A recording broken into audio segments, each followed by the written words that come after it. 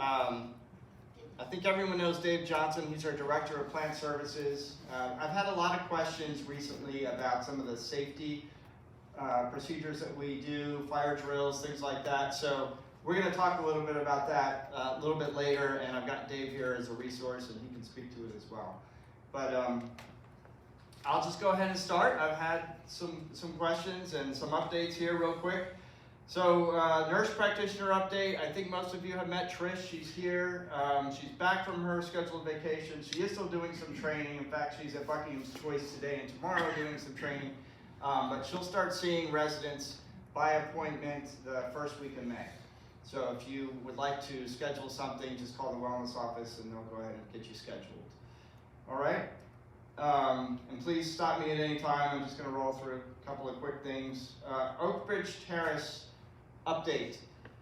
So we are in the midst of a major transformation over there. It's exciting. Dave and I were over there for an hour earlier this morning.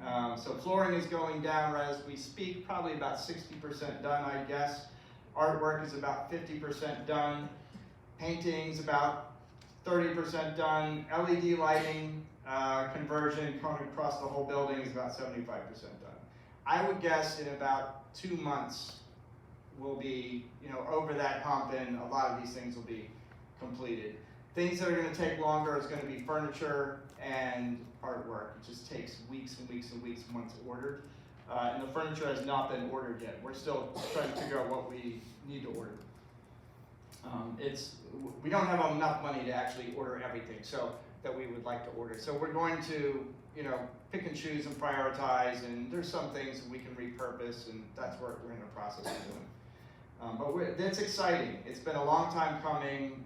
Residents and staff all feel like this has been so long in coming, so it's exciting to see all the stuff happening over there. Lounge update. This will probably be my last mention of a lounge update because I can pretty much say it's done. The only thing that you may see down the road, and it's not going to happen anytime soon, is behind the bar on that wall, that angled wall, there'll be some kind of artwork going up there. But that's not going to happen imminently, but that will be coming at some point. But everything else, alcohol lockers, all the decorations, we're there. Yes, I'm excited about that. Right. Automatic door opener. So the last one we have scheduled, it's installed, but it's not activated. That's actually supposed to happen later today. It's the family bathroom door just on the other side of this wall. So we're excited about that. Landscaping, all the courtyards. Well, everything's been mulched, as you I think can tell, and they're doing the regular cuts. We're doing some tweaks in the courtyards still with the courtyards over at Oak Ridge Terrace. We've done a lot of re-landscaping, and we're kind of like, okay, we still got a little work to do here and here and here. So Dave and I actually were over there with our landscaper, and we gave them another punch list of things to do. So that should be happening in the next week or so. But again, all part of a major transformation over at Oak Ridge Terrace. All right, any questions about any of those updates or anything else before I jump into safety issues? Yes, sir? Yeah, I noticed the painted line out there for the extended paving as you exit, where the trucks have been running over the grass. Oh, an Idlewild entrance? No, right here, out here. The main entrance. Yes. On the sides. It looks like you're widening the road because the trucks are driving off the pavement. We did mark that area. I had a contractor here from Midshore Masonry work us up a cost for that. Well, I'm just saying that I looked at the orange lines, and I would suggest that you widen them another 6 inches, because if you just pave where the trucks are running over, they're going to continue to run over and they're going to break it off. Our thoughts in doing that was that we also plan to put a sidewalk along that same area. We want enough room between the road and the pole lights so that we can accommodate that. Yeah, I haven't looked at those lines that you have out there now, but we had requested, we're getting quotes as we speak, for adding a sidewalk that would go from the parking lot, kind of where the flagpole is in that parking lot area, but like just on the other side. I don't think I'm describing it very well, but the end of the driveway coming into the community, from there to Dutchman's Lane. There's a sidewalk that goes along Dutchman's Lane, so extending all the way to Dutchman's Lane.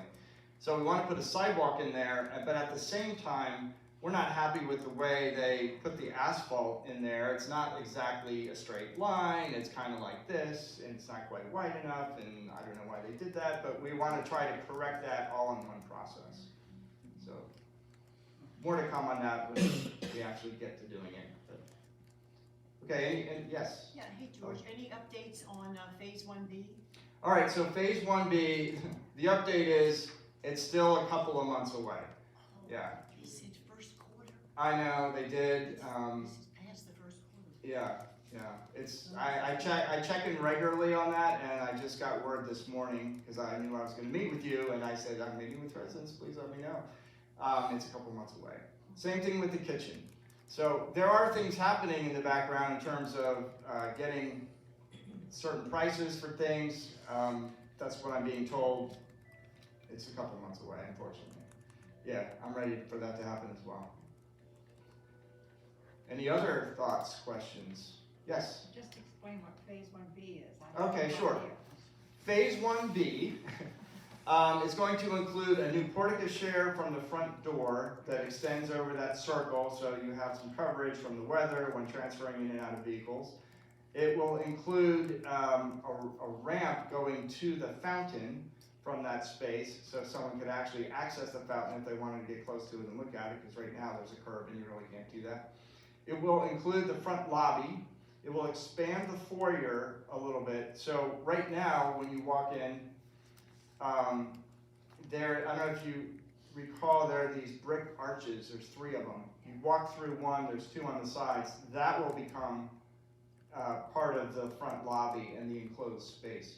So they're going to widen that front lobby space, and then when you come in, it'll be a refinish of the flooring, lighting, an upgrade on the lighting. It's a little dark in there. Replace that chandelier in there with something a little bit more modern, and then new furniture. And the plan is to actually remove the piano. So there's been conversations about, there's a piano over at Oak Ridge Terrace that I did some research on it. It was built in 1920 and still plays and everything, and we've been using it, but we'd like to take one, probably leave this piano where it is, and then that one in the lobby, move over to Oak Ridge Terrace. They have concerts and different things over there, so it would be probably more used over there. Then there is the little shop. The little shop will be expanded to a larger space in that area. A little upgrade on the mailroom. New finishes there. We're not going to do a whole lot with it, but we're also going to add these little cubbies for internal mail communication. So no longer will staff go around to every mailbox in the neighborhood and put the internal mail in there. It'll just go in your cubby. And this is the way it is for all ACTS communities except for us. But we just haven't had those internal cubbies or a place to have those. So that'll be part of that. And then also part of the phase 1B is going to be an extended courtyard next to the dining space. So there'll be outdoor dining opportunities out there. We'll add some lights and some speakers and a fire element. I say fire element, so some kind of fireplace out there too. And then we're going to widen the door, I believe, from the dining room. There is an exit door there now. There's some issues with that door, so at the same time we're going to correct those issues and make it a little bit of a wider door, and then that, on a nice day, we could open it up and we could serve dinner out there or lunch out there, kind of thing. Yeah, that's the gist of phase 1B. Thank you. Sure. Good question. You didn't mention Marketplace. I didn't mention Marketplace. So, all right, part of phase 1B has been a Marketplace. And we went through a whole exercise of, because some residents didn't want the Marketplace, some residents didn't quite understand what their Marketplace was. We went through a whole exercise of, here's what the Marketplace will be. I met with everyone, and we talked about it. So they came up with the solution of putting it, not actually affecting the lobby, which is where the Marketplace was going to go, and then put a doorway on the hallway going down, and then so it would sort of be behind the wall. The problem with that solution is no one's gonna know it's there hardly. I mean, you're gonna know it's there if you know it's there, but there's nothing obvious about it. It's not a great solution. It's probably a better solution than having it look too commercial in the lobby, which was the main feedback I got, the negative feedback I got on that. So, however, it's been suggested maybe we just hold off on the marketplace until we do phase 2, which would be a bistro space and exercise space over in this whole, and redo of this whole courtyard. And then, so they're looking at that. The only problem is that's a couple years away, 2 or 3 years away, maybe, I don't know, before it's actually open and you're in there using it. And so so real estate was looking at, well, should we just do the marketplace here now, and then, you know, when we can build it in there later, and that way we get the best of both worlds. They're kind of reconsidering and looking at those options. So, What's gonna be sold at Market? yes, Mr. Johnson. Okay, what have you done with the frog? Oh, Mark, that is- The frogs are still out there as far as I, yeah. Okay, Yeah. Has anyone seen the really big bullfrog out there? He's a predator. Yeah, he's huge. Territorial, yeah. Yeah. I've had a number of residents ask me if we could have frog legs on the menu. No.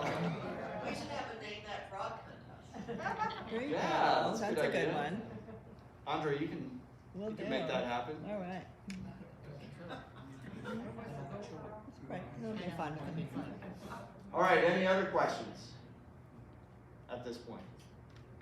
All right, well, we'll go ahead and move to safety. And like I said, Dave is here. Dave is actually our safety officer. So the Director of Plant Services in all of our ACTS communities has another role of also being the safety officer in an ACTS community. So all safety issues kind of fall under Dave's umbrella and purview. And there's a lot we do with safety in all levels of care. Now, we have independent living, but we also have assisted living and skilled nursing. These are regulated areas. So ACTS has a lot of safety policies, and then there's a lot of regulations we also have to follow in these areas. So there's a lot to consider and implement. Just real quick, I'll just run through a list. So we do 2 fire drills a month. So we do one in Willowbrook Court, and we do one in Oak Ridge Terrace. So we do one in each of those areas each month. And then and there's 3 shifts for staff in each of those areas. So we'll rotate those shifts every time we do it. So we might do 7 to 3, this month, and the next month we might do 3 to 11, and then 11 to 7. So we'll just rotate those, so we're not always doing the same shifts. We do an evacuation drill in all 3 levels of care once a year. So we just started doing that, was it last year or the year before? Last year was our first year. Okay. We did it for the first time in independent living last year. We're about to do it again, I think it's May 24th, is that the date? 8th, I think. I'm sorry, May 8th. Yes, May 8th, weather permitting, we will do another one. Now, I've had a number of questions about how we do our evacuation drills in independent living. Good questions. So here's how we do it. You can't go down an elevator during an emergency. We only have 1 elevator, and we have 3 floors. And we have people who really don't want to be on any stairs, especially 3 levels of stairs. And we don't want anyone who's not comfortable on stairs to be on stairs either. The main idea is understand how to evacuate if you ever needed to, and then where to go. And then we also do these drills for staff as well. Staff need to know where should they be positioned, how should they be responding, what should they be doing. So we'll meet with staff and we'll kind of go over things. Just a refresher, a reminder, when the fire drill happens, here's what you do. And then for residents, there's actually in your resident handbook, there are the directions there, and we're also putting up new plaques, I think in the next week or so, in our apartments, that is the same language. So basically, if the fire drill goes off, fire alarm goes off, and there is no smoke or imminent danger, shelter in place. But if there is imminent danger, here's what you do. You use your SARA pendant, you call 911. I mean, if there is smoke, there's some direction there. But if you can evacuate, evacuate. Now, the way we're going to do our drill is we will let everyone know in advance, this is happening, this is when we're going to do it, and then some people who are on these upper levels, we're going to ask them, we don't want them coming down the stairs, we're just going to ask us to meet us in the lobby. From the lobby, we will evacuate from there. So that's how we're going to do it. It's safe. People get hurt during fire drills, and it's not worth it, you know. We do the same thing when we do evacuation drills in skilled nursing or Oak Ridge Terrace. We don't necessarily take them out of the building. We will take them to a staged area where the door is basically, and we're like, okay, we know that if we had to actually evacuate, we're going to go out this door and we're going to stage out here. But people can get injured, people can get distressed. You know, you have some people with dementia issues, they get very confused, and we want to keep people safe, but we don't want to distress people as well, and we don't want people to get hurt. So that's how we're going to do, that's how we do our drill, our evacuation drills, and that's how we're going to do the drill coming up on May 8th. Yes? As long as we're on this subject, what happens in independent living, say we had a hurricane, we lose electricity for a long time? I know there's something we could do with people here because you have a backup. What about people in the cottages? Do we have any way that we would have access to facilities, or what happens to us? So we would probably bring people into our main building and to our larger spaces, and that becomes our sheltered areas. If it was a severe thing where we couldn't even fit everyone here and we had to actually evacuate people to our other ACTS communities, we have 2 communities within an hour, one's 45 minutes away, that's also an option. We don't have generator backup on the cottages at this point. We have it in here for the people in here. Yeah, we do. Yeah. Our concern is we went several days and our whole area was hit, what would happen to us? Mm-hmm. All right, any other questions? I'll keep going down my list here. We can continue to talk about any of these options here, any of these things. All right, so fire marshal. So Dave is in pretty regular communication with the fire marshal or the fire marshal's office. The fire marshal will come and do an annual inspection here of both buildings. They do visuals, they're gonna look at our sprinkler heads, they're gonna look at fire caulking, they're gonna look at our automatic door systems. They're also gonna look at all of our documentation. So every fire drill that Dave does, he documents it. And then anything we do with our fire systems, which are also inspected by others, which I'll list here in a moment, and he's looking at all that documentation to make sure everything is maintained. Anytime they find anything, they'll let Dave know. We'll have a window of time to correct anything, and Dave and his team are usually, correcting it within days. Let's see, that's fire marshal. Additionally, there's other safety inspections we do. So we do, there's 2 fire alarm inspections done each year in each building by Johnson Controls. So every 6 months, Johnson Controls is over here making sure is all the fire alarm systems working. Yes, and they'll test them, and once in a while you'll hear the bells going off. They'll do that in both buildings twice a year. They'll check our sprinkler systems 4 times a year. They do an annual fire extinguisher check as well. We have hoods in our kitchens, and so they will check the culinary hoods each year as well. There's 2 of those hood inspections a year.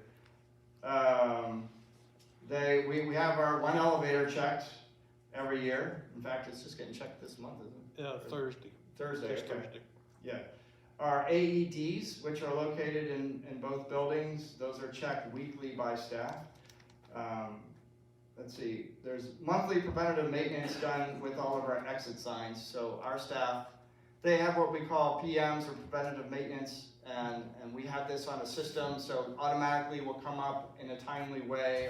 There's hundreds of PMs that we're doing, but one of them is all our exit signs working.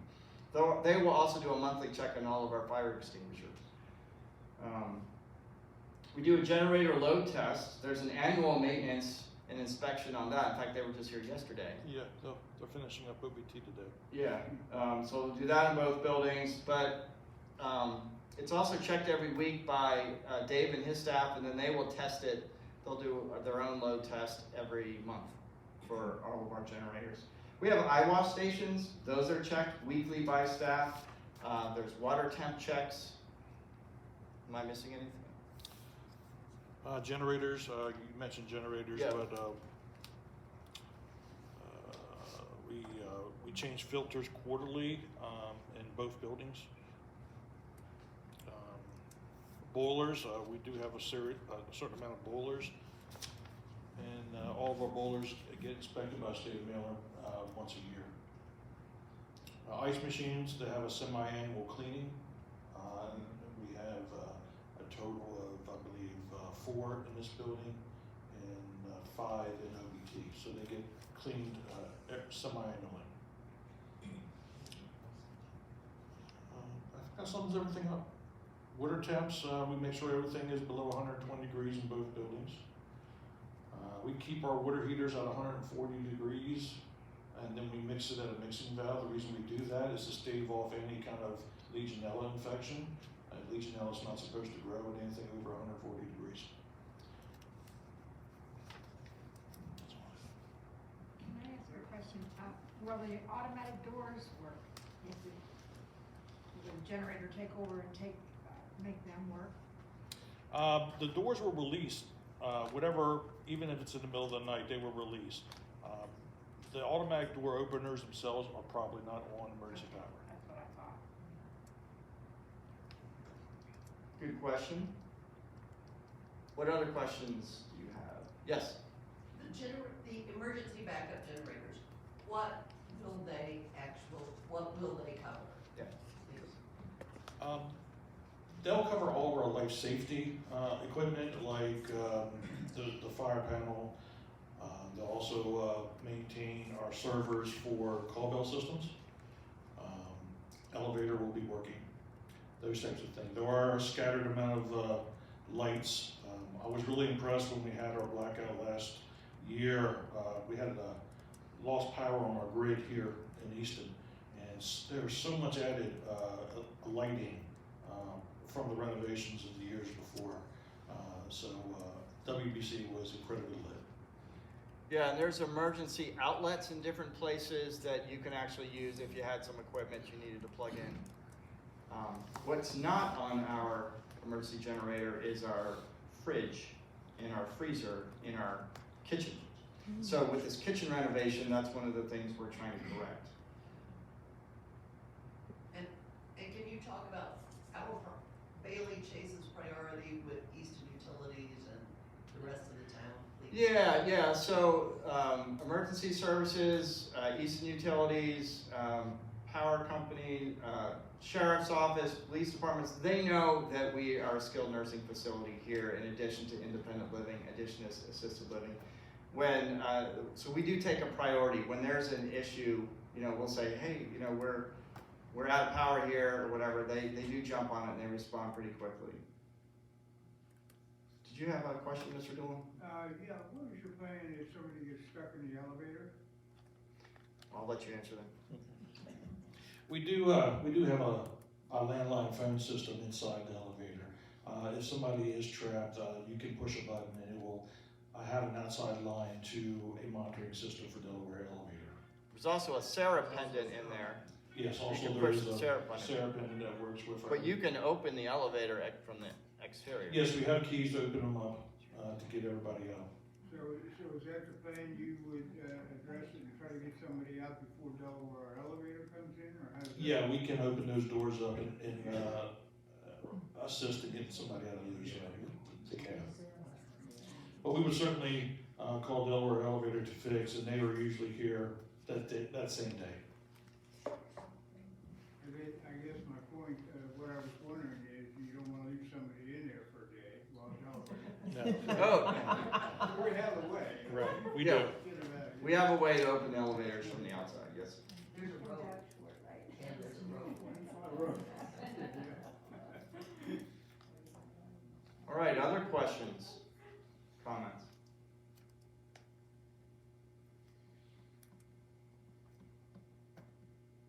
Okay, well, that's all I had on my agenda.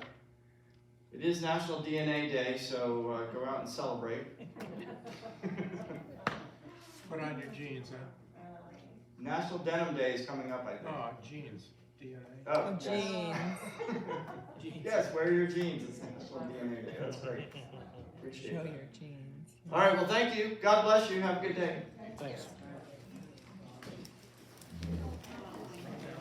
Dave, Yes. I have a question. Last night with the concert, when somebody got stuck out that was visiting down at, on the long-term care, and he couldn't get in because it was after 8 o'clock. So I went to the sunroom door to let him in, and you can't wave it open after it's closed. Yeah, you need your badge.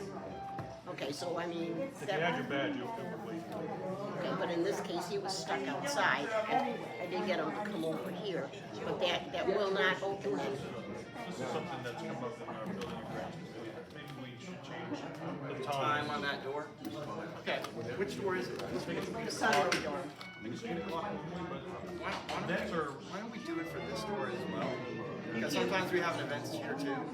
Movies come over, if you're out at 9, someone gets out and wants to come back in. Why don't we just change it to them too? But I mean, like this door has a push to open thing, and then you can get in and out. Okay. Could do something on that one, so that if you're inside and somebody's outside, they're on the line that outside, they can't just kind of campus. But, Well, if we change the time and locks, we won't have to worry about that. Yeah. Because I don't know if we can change the Like 8 door. o'clock or something. We can change it to a little later. Yeah. I almost want to say 10 o'clock. Okay. That would cover it.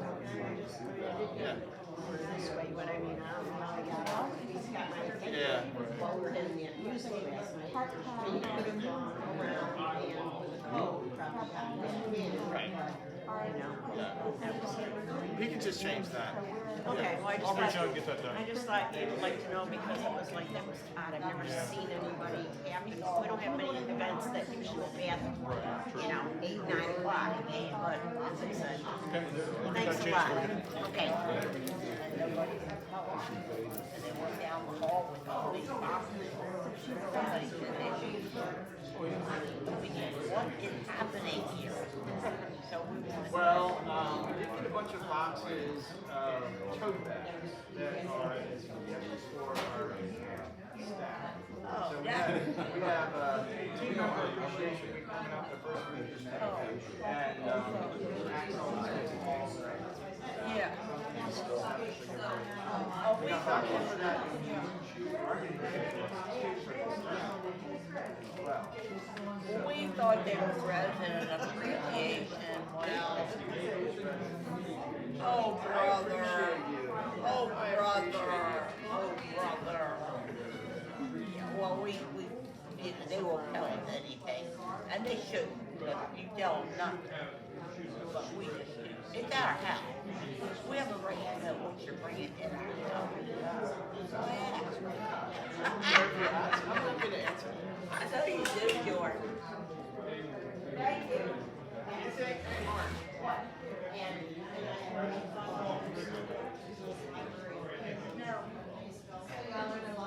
We have. We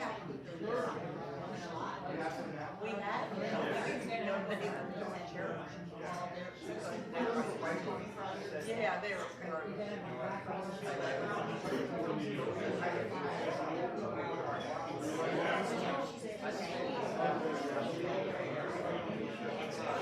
Yeah, you